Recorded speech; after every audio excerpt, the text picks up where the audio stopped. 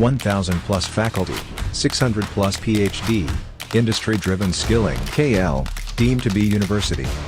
మొన్నటి వరకు పెన్షన్ ఇంటికి వచ్చేది, వాలంటీర్లు ఇంటికి తెచ్చి మరి 1వ తారీఖున తలుపు తట్టి ఇచ్చేవారు. ఇప్పుడు పెన్షన్ పూర్తిగా అయితే సచివాలయానికి వచ్చి తీసుకుంటున్న పరిస్థితి ప్రస్తుతం మనం చూసి విశాఖలో సచివాలయంలోనే ఇక్కడ వృద్ధులు బయటను కూర్చొని ఉన్న పరిస్థితి. పెన్షన్ కోసం ఎప్పుడు వస్తుందా అంటూ వీళ్ళు దీనంగా ఉన్న పరిస్థితి. మాట్లాడే ప్రయత్నం చేద్దాం. చెప్పండి, అసలు మీరు ఒకప్పుడు మీకు 1వ తారీఖున ఇంటికి వస్తుంది కదా పెన్షన్? 1వ తారీఖున మా ఇంటికి వచ్చి ఇచ్చేవారు, కానీ ఇప్పుడు ఇక్కడికి వచ్చాను. చెప్పమ్మా, మీ ఇంటికి వస్తుంది కదా మీకు పెన్షన్? ఇంటికి వచ్చేదండి, కానీ ఇప్పుడు రావట్లేదు. ఈరోజు ఈ నెల రాలేదండి. ఏమన్నారు వాలంటీర్లు? ఇక్కడికి రావు, వాలంటీర్ ఇక్కడికి వెళ్ళమన్నారు.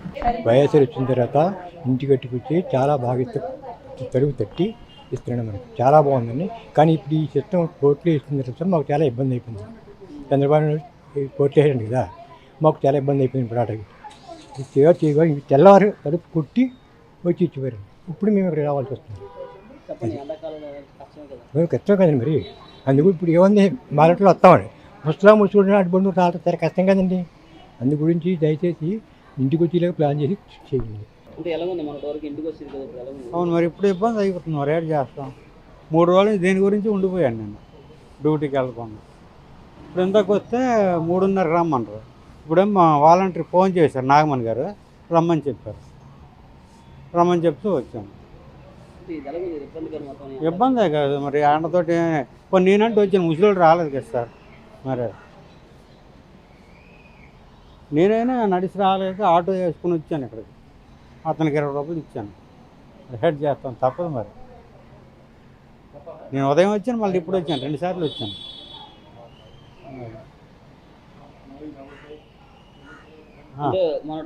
ఇంటికి వచ్చేది కదా పెన్షన్? ఇంటికి వచ్చేసారు, ఇంటికి వచ్చి ఇచ్చేవాళ్ళు.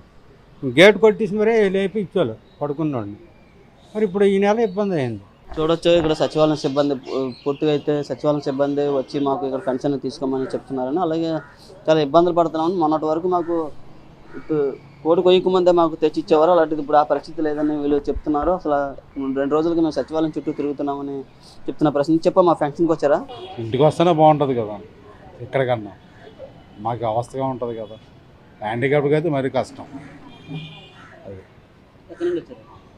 పెద్దవాళ్ళు అదే ఇంటికి వచ్చేదే బాగుంటుంది. ఇక్కడికి వచ్చేలా కూర్చొని ఎంతసేపు అంటే వేస్ట్ కదా. వాలంటీర్లు మీకు ఉన్నదని చెప్తున్నారు కదా, ఆ ప్రభుత్వం కూడా. 1వ తారీఖున వచ్చిందండి, ఈ నెల ఆపారు. ఇంకా సచివాలయానికి రమ్మన్నారు, వచ్చి తీసుకుంటున్నాం. దారుణ పోయి వాళ్ళు పెన్షన్ అక్కడ ఇస్తున్నారమ్మా, వెళ్ళండి అన్నారు. అంటే వచ్చామన్నమాట. మరి తప్పదు కదా, ఇదే కదా జీవనోపాధి. ప్రతి నెల ఇంటికి వచ్చేవారు, మరి ఇప్పుడు రారంట కదమ్మా, అందుకని ఇక్కడికి వచ్చాం. మరి ఏదో మరి మందులు కొనుక్కోవాలమ్మా, ఆ మందులు కొనుక్కోవడానికని బేగ వచ్చాం. వచ్చాను. బాగుంటుందంటే ఎవరి ఇష్టం ఉందమ్మా, మరి వస్తే బాగానే ఉంటుంది.